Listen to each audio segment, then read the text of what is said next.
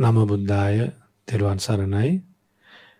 Dear devotees, if we have the ability to let go things, to give up hatred and evil thoughts immediately, and the thoughts that make us regret, if we can give up those thoughts easily, and if we can give up agitation easily, if we can give up lust and attachment easily, what do you think about a life like that?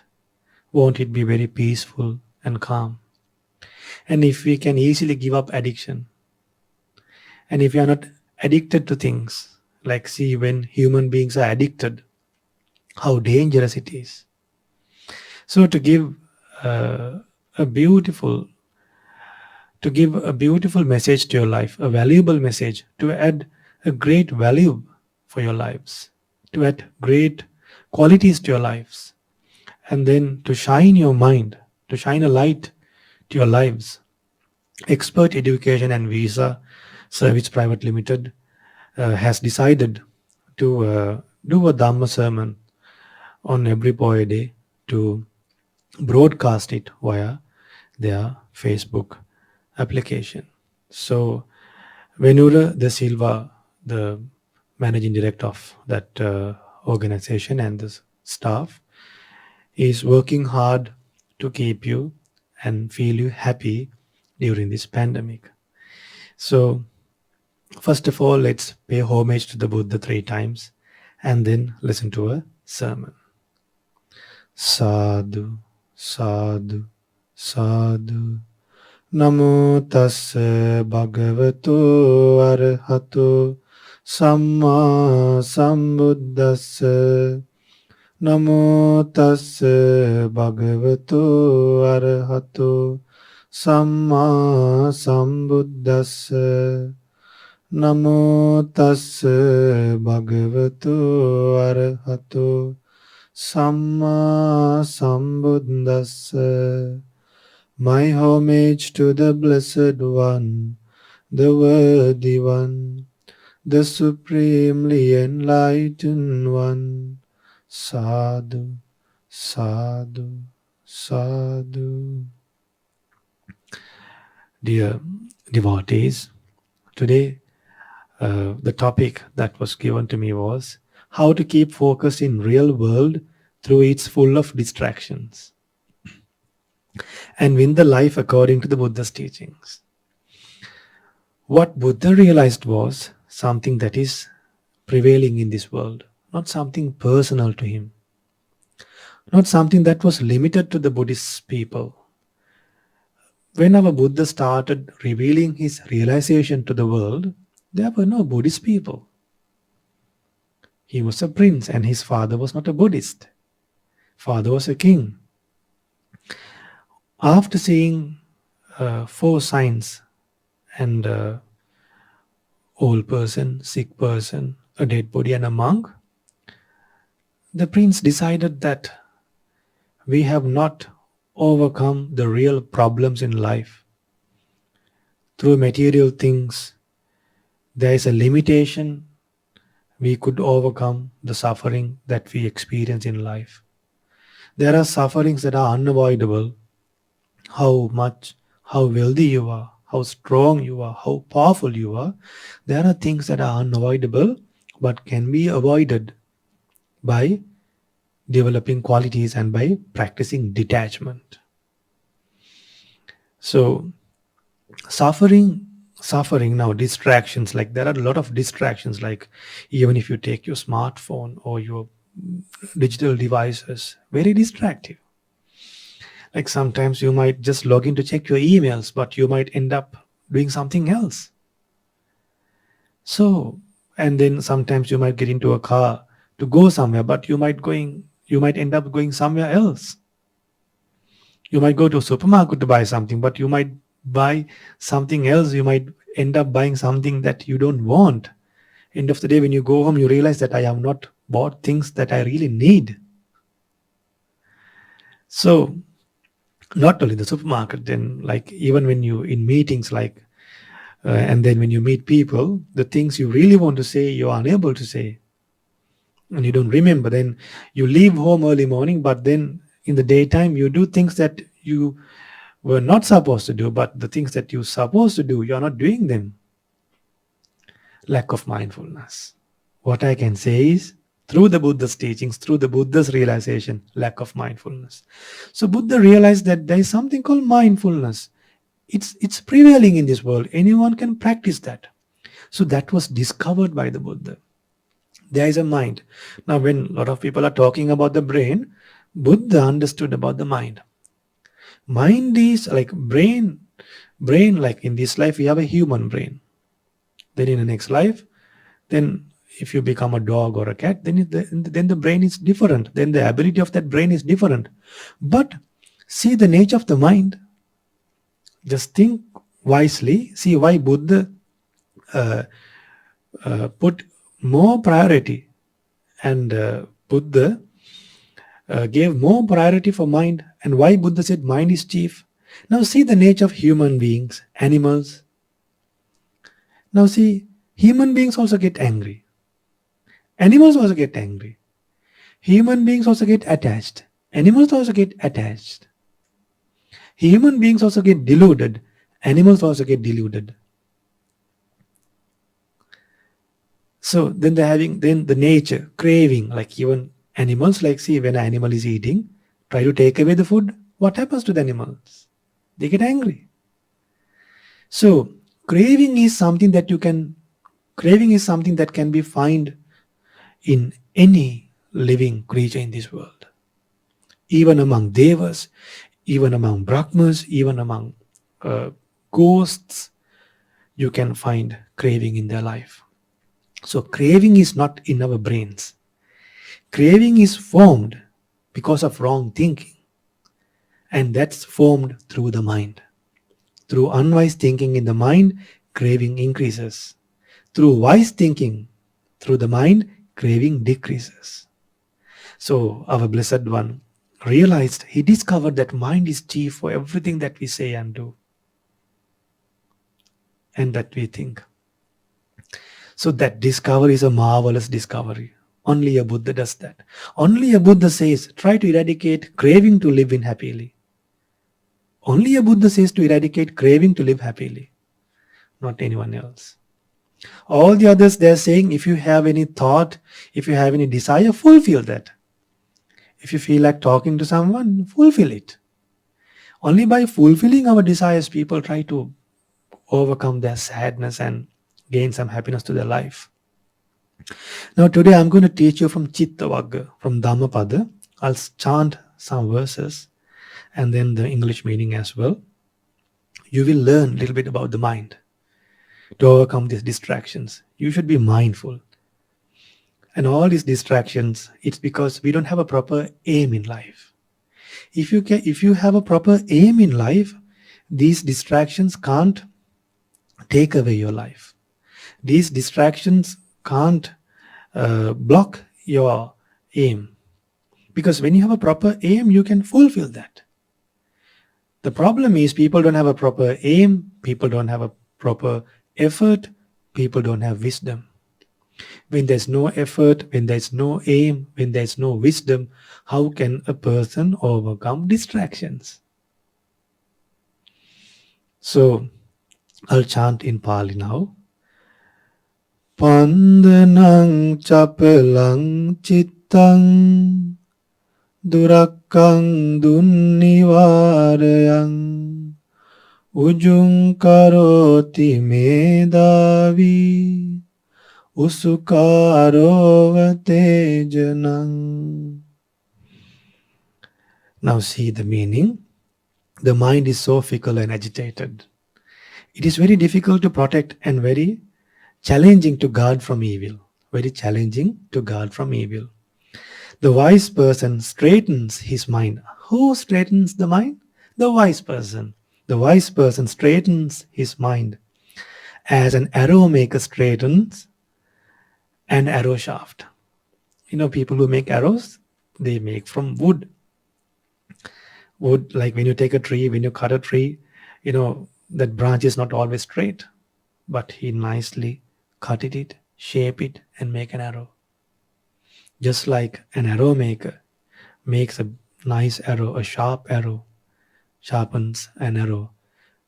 We as human beings, we should be able to sharpen our minds with mindfulness. That's the first stanza. Clear, right? Varijova tale kitto okamokata ubbhato paripandati danchittang maradeyang pahatave. Now see the meaning. Like a fish that is pulled out of water and thrown on dry ground, thrashes about and quivers. Just like a fish who has pulled out from water and quivers up and down, the mind thrashes about from thought to thought. This mind thrashes from thought to thought. Like we give up one thought and go to another thought, just like a monkey is jumping from one tree to another tree. We give up one thought by getting attached to another thought. So why not we get detached to all these evil thoughts and attached to a wholesome thought, like seeing good in others, having loving kindness, knowing that things are impermanent. Then when you see someone recollecting the true nature of the body, seeing the disgusting parts other than just seeing the things that seems to be pleasant but unpleasant, and without seeing faults in others, by forgetting the faults that people have, why not we see good in others? And without being jealous of others, why not we feel and we like to, why don't we try to see their development in life? Without expecting suffering of other people, of our enemies, why don't we expect their development? Why not we forget the evil things that people have done to us? What do we get by remembering those things?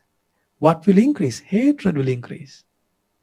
So when you recognize the nature of the mind like this, just like this mind is running from one thought to another thought, jumping from one thought to another thought, then with the help of mindfulness, we can control these thoughts and handle these thoughts in a peaceful way.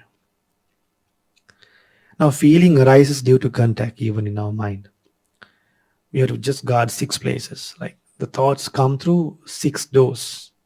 Thoughts come to our mind through 6 doors. Through the eye, ear, nose, tongue, body, and mind. All these things turns into thought from something that we have seen or heard or smelled or tasted or felt, and by thinking them. So all these things we experience, we should understand what's the nature of these things. What's the true nature of these things? Are these things under my control? Are these things will these things be under my power, under my control? Will these things be mine forever? Are these things stable? Are these things permanent? No, they are impermanent. Struggling and fighting to overcome our desires in a life that is obtained for a short period. Remember, we have come here for a short period. Losing a human world, losing a human life is extremely dangerous, because we come to this human world because of a good karma. Once the good karma is over, there's no another chance to come to the human world. More chances go to a lower level world. Once we are born in a lower level world, in a lower world, the chance to come back to a high level world, to a human world, is very little. Just like you put some soil to a fingernail. Human beings compared to the whole world, human beings compared, out of all the human beings, like soil on the fingernail, will come back to the human world. Human beings, like the entire earth, will be born in wrong places, in bad places. Do you like that misfortune to happen to you all? If that misfortune happened to you all, who will be there to help you? No one. Then that is one. That is why one should try to escape from the realm of Maradeyam Pahatave. Then the next stanza. Dunnigahas lahuno yatta kama nipatino cittassa damato sadhu cittang dantang sukavahang dunnigahasalahuno yatta kama nipatino cittassa damato sadhu cittang dantang sukavahang. What's the meaning of that? The mind is difficult to subdue. It is unreliable. When you know that mind is unreliable, we won't fight with others. Now, when people cheat us, when people break their promises, we get angry with them. No, first of all, first understand the mind. It's unreliable. If you can deal with the mind, you don't have to deal with those people who cheated you and blamed you and broke the promises.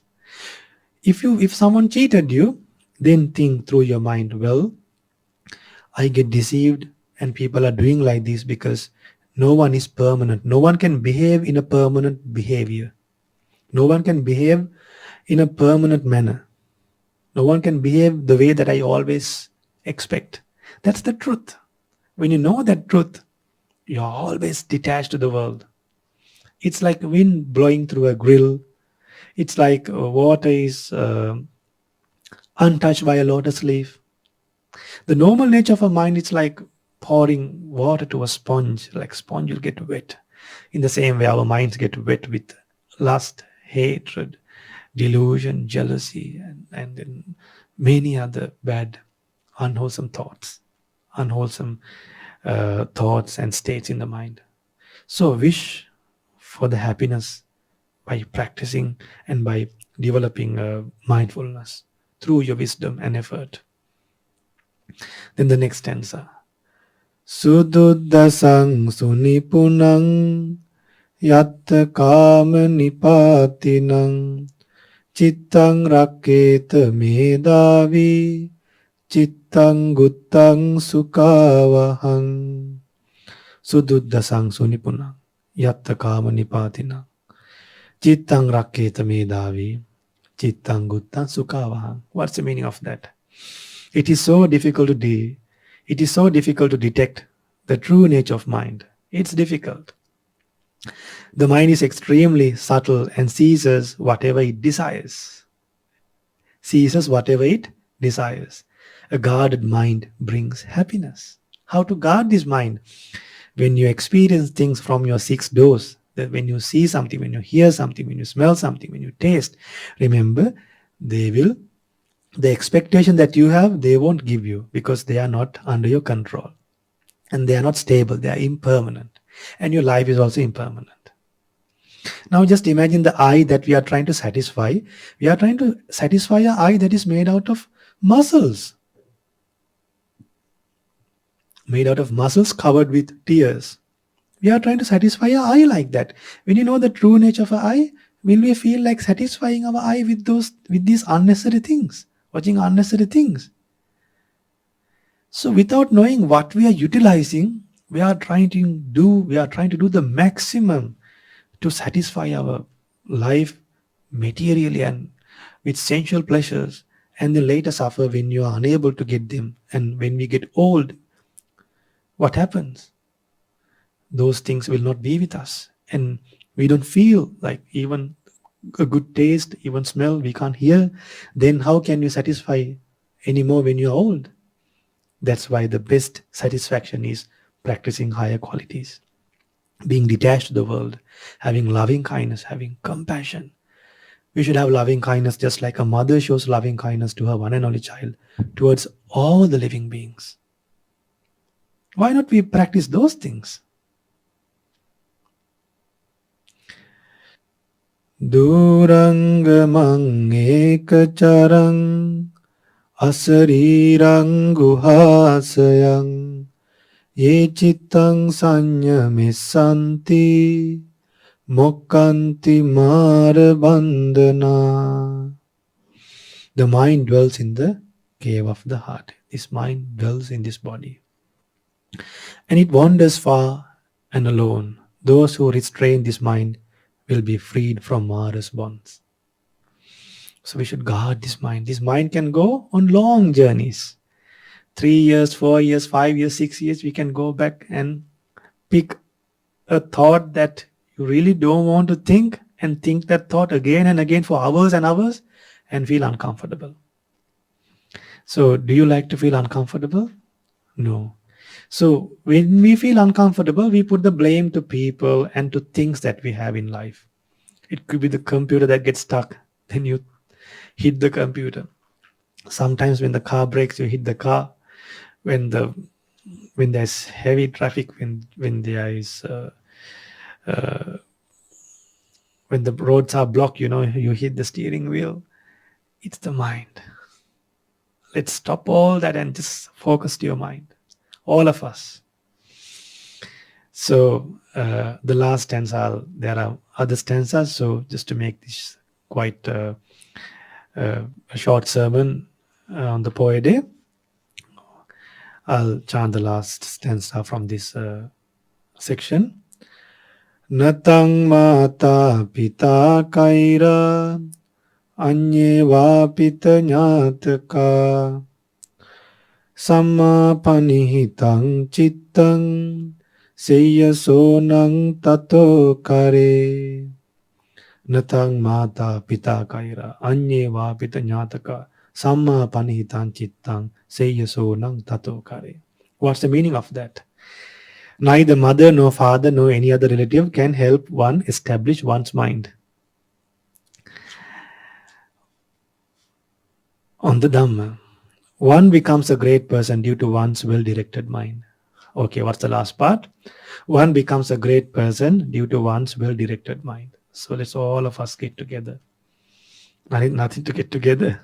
It's all of us have a strong determination to direct our mind towards wholesome things, like to overcome greediness, practice generosity. During this pandemic, there are a lot of people who have lost their jobs and they're going through hard times.